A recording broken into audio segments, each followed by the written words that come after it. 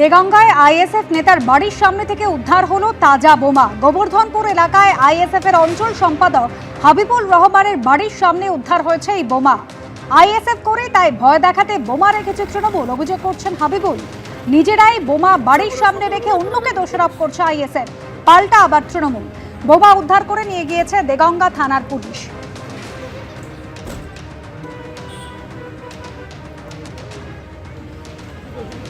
দেগঙ্গায় ISF নেতার বাড়ির সামনে উদ্ধার হয়েছে তাজা বোমা। গোবর্ধনপুর এলাকায় আইএসএফ এর অঞ্চল সম্পাদক হাবিবুল রহমানের বাড়ির সামনে উদ্ধার হয়েছে এই তাজা বোমা। ঘটনাস্থলে এসেছে পুলিশ, বোমা উদ্ধার করে নিয়ে গিয়েছে। ২৬-এর পর তো এই কেন্দ্রীয় সরকারই থাকবে না। এবছর পশ্চিমবঙ্গে ভোট থাকলেও দিল্লির সরকার নিয়ে ইঙ্গিতপূর্ণ মন্তব্য করলেন মমতা বন্দ্যোপাধ্যায়। ওর অনেক দিনের স্বপ্ন মোদিজিকে সরাবেন, জীবনে পারবেন না, পাল্টা খোঁচা দিয়েছেন শুভেন্দু অধিকারী। আপনারা যদি 420 হন কেউ কেউ, আমি কিন্তু 440 ভোল্ট। যত ভয় দেখাচ্ছে 440 ভোল্টেজ, সে ভয় দেখানো কথাবার্তা। পশ্চিমবঙ্গের রাজনীতিতে কার জন্য স্পেশাল ২৬ সেটা পরিষ্কার হয়ে যাবে সামনের বিধানসভা ভোটেই। কিন্তু এই ২৬ নিয়েই এবার ইঙ্গিতপূর্ণ মন্তব্য শোনা গেল মমতা বন্দ্যোপাধ্যায়ের মুখে। 26-এর পর তো এই গভর্নমেন্টই থাকবে না, সেন্ট্রাল গভর্নমেন্ট। ওনার অনেক দিনের স্বপ্ন মোদিজিকে সরাবেন, জীবনে পারবেন না।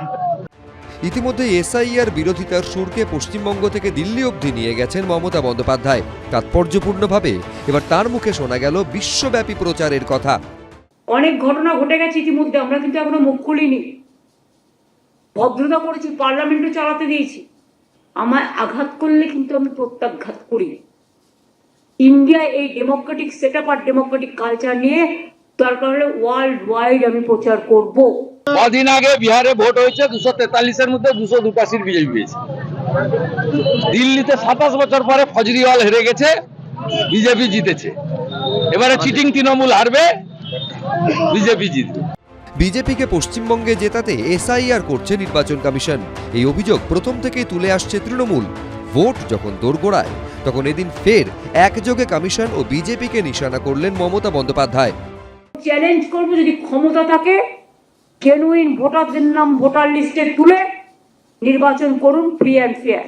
কিন্তু যদি মনে করেন to demolish the democracy, to bulldoze the democratic rights of the people, then please understand that nobody will be spared. People will reply one day. SIR এর নাম করে সর্বনাশী খেলা খেলছেন, সর্বনাশগ্রস্ত লোকগুলো। এরা আদৌ এদের সাইকিয়াট্রিক প্রবলেম আছে কিনা আমি জানি না। জঙ্গিদের মতো কথা বলে, ক্ষমতা হারানোর ভয়ে উন্মাদ হয়ে গেছে। 15 বছর কাজ করার পরেও, 500 ভাতা বাড়িয়ে দেওয়ার পরেও এত ভয় কেন? এটা ক্ষমতা হারানোর ভয়ে আতঙ্কিত। ফাইনাল ভোটার লিস্ট বেরোলে এই খালা মমতাকে বলতে হবে যে আমি ভোটে লড়বো না। উনি প্রাক্তন হবেন, উনি জানেন। আপাতত সবার নজর পশ্চিমবঙ্গের ভোটের দিকে, কিন্তু ২৬-এর পর কেন্দ্রে কি হবে, কিসের ইঙ্গিত দিলেন মমতা বন্দ্যোপাধ্যায়? সুমন ঘরাই, বিজন চক্রবর্তী, এবিপি আনন্দ। জোট চর্চা থেকে জমি ভরাট, একাধিক ইস্যুতে ফের একবার তপ্ত হলো কলকাতা পুরসভার বাজেট অধিবেশন। তৃণমূলকে আক্রমণ শানালেন বিজেপি কাউন্সিলর সজল ঘোষ, পাল্টা আক্রমণ করলেন ফিরহাদ হাকিম। মঙ্গলবার ছিল কলকাতা পুরসভার বাজেট অধিবেশনের শেষ দিন। এদিনও একাধিক ইস্যুতে চলল শাসক বিরোধী তরজা। অধিবেশনের শুরুতে বক্তব্য রাখতে উঠে জলাভূমি ভরাটের অভিযোগ নিয়ে সরব হন সজল ঘোষ। পাল্টা বিজেপি কাউন্সিলরের আনা অভিযোগ অস্বীকার করেন মেয়র। জলা বোঝানো হবে না, জলা বোঝানো হচ্ছে না। আনন্দপুরের জলাটা যদি বোঝানো না হতো তাহলে ওখানে 27 জনক 40 জনক মানুষের মৃত্যু হতো না স্যার। এরপর তর্কের বিষয় হয়ে ওঠে কুর্সি। আমি অপোজিশন ওইখানটা বসতাম, যেখানে সজল বসে ঠিক ওই চেয়ারটা আমি বসতাম। তোমরা এখানে আসতে পারবে না, একটা কারণে তোমরা আসতে পারবে না, সেটা হচ্ছে যে তুমি তোমার সংস্কৃতি চেঞ্জ করেছো। গান্ধীবাদ, সুভাষবাদ, জিন্দাবাদ বলো।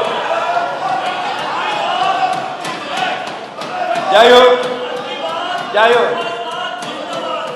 কংগ্রেস থেকে বেরিয়ে এসে সিপিএমের বিরুদ্ধে লড়াই, কংগ্রেস মারছে, সিপিএম মারছে। সেই সময় কিছুদিন আমাদের অটল বিহারী বাজপেয়ীর সাথে আমাদের একটা ছিল। তার মানে এই না যে আমরা বিজেপি করেছি। ওরা যেরকম নিজেদের কাপড় চেঞ্জ করে বিজেপি করেছে, আমরা তৃণমূল কংগ্রেসই করেছি। দরকারে আমরা কিছুদিন অ্যালায়েন্সে ছিলাম, স্যার আমরা ইউপিএ যেরকম অ্যালায়েন্সেও তো আমরা ছিলাম, বহুদিন ছিলাম। না না, মেয়র না, মেয়র হবে না, কোনোদিনই মেয়র হবে না। আমার দল আদর্শচ্যুত হয়েছিল, মেয়র আদর্শের কথা বলছেন। আমার বক্তব্য হচ্ছে আজ থেকে 15 বছর আগে, 20 বছর আগে তখন কি বিজেপি গোডসেবাদী তখন ছিল না? যদি ছিল ওনার কথা অনুযায়ী, আজ যদি থাকে তাহলে তখনও ছিল। তাহলে সেদিন গোডসের হাত ধরতে ওনার যন্ত্রণা হয়নি, গোডসেকে তখন সমাজসেবী মনে হয়েছিল, আজকে গান্ধীজির খুনি মনে হচ্ছে। জোট থেকে দল বদল, নানা ইস্যুতে চড়তে থাকে তরজা।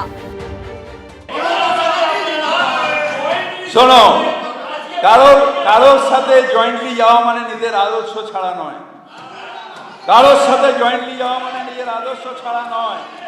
নিজের আদর্শ ছাড়া যখন গান্ধীর থেকে গোডসের দিকে যাওয়া হয় তখন আদর্শ ছাড়া। তৃণমূল বিজেপির এই বাগযুদ্ধ নিয়ে কটাক্ষ ছুড়ে দিয়েছে বামেরা। দুজনেই তো তাই, প্রত্যেকে ওরা দুজনেই তো দলবদল।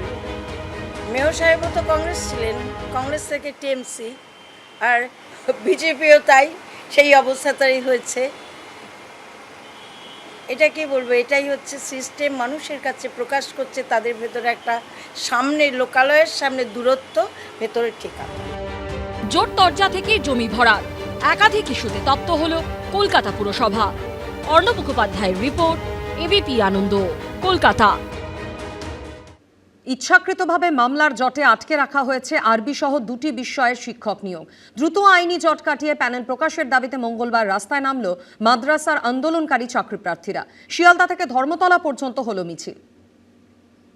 সামনে ইলেকশন নির্বাচন রয়েছে, তার পূর্বে আমাদের সমাধান না করা হয়, এই পরিকল্পনা, এই বঞ্চনার অবসান না ঘটে, তাহলে সেক্ষেত্রে আমাদের বৃহত্তর আন্দোলন হবে। বিধানসভা ভোটের মুখে ফের রাস্তায় নামলো চাকরি প্রার্থীরা।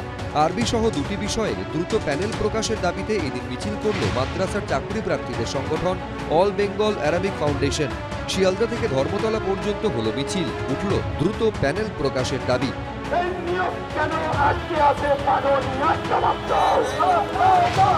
চাকরি প্রার্থীদের দাবি, 2023 সালে মাদ্রাসা কমিশনের শিক্ষক নিয়োগের পরীক্ষা হয়, সেখানে বাকি সব বিষয়ে শিক্ষক নিয়োগ হলেও মামলার কারণে আটকে রয়েছে আরবি সহ 2টি বিষয়ে 656টি পদে শিক্ষক নিয়োগ।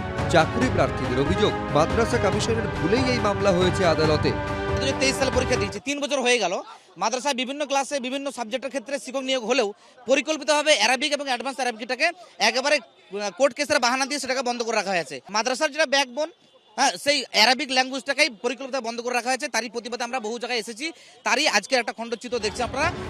আন্দোলনকারীদের পাশে দাঁড়িয়ে এদিন দ্রুত সমস্যা সমাধানের দাবি জানিয়েছেন ফুরফুরা শরীফের পীরজাদা তোহা সিদ্দিকী। এরা রাস্তায় ভিখারির মতন বসে আছে, আর যে দাবিটা নিয়ে বসে আছে ন্যায্য দাবি, আজকে এরা নিয়ে রাস্তায় বসতো না যদি পশ্চিমবঙ্গের মুখ্যমন্ত্রী উনি যে প্রতিশ্রুতি দিয়েছিলেন সে ওয়াদা যদি পালন করতেন। ভালো খবর না আসছে এরা ততক্ষণ এই জায়গা ছাড়বে না। যদি রমজান মাস এসে যায়, আপনার সাধারণ মানুষকে দেখবে এদের পাশে বসে আছে, এই রাস্তার বন্ধ করে আমরা ইফতার খুলবো, নামাজ পড়বো। বুধবার মাদ্রাসা কমিশনের নিয়োগ সংক্রান্ত মামলার শুনানি রয়েছে হাইকোর্টে। আন্দোলনকারীরা চাইছেন আইনি জট কাটিয়ে দ্রুত হোক নিয়োগ। সত্যজিৎ বৈদ্য, ময়ূখ ঠাকুর চক্রবর্তী, এবিপি আনন্দ, কলকাতা। এবিপি আনন্দ, এগিয়ে থাকে, এগিয়ে রাখে।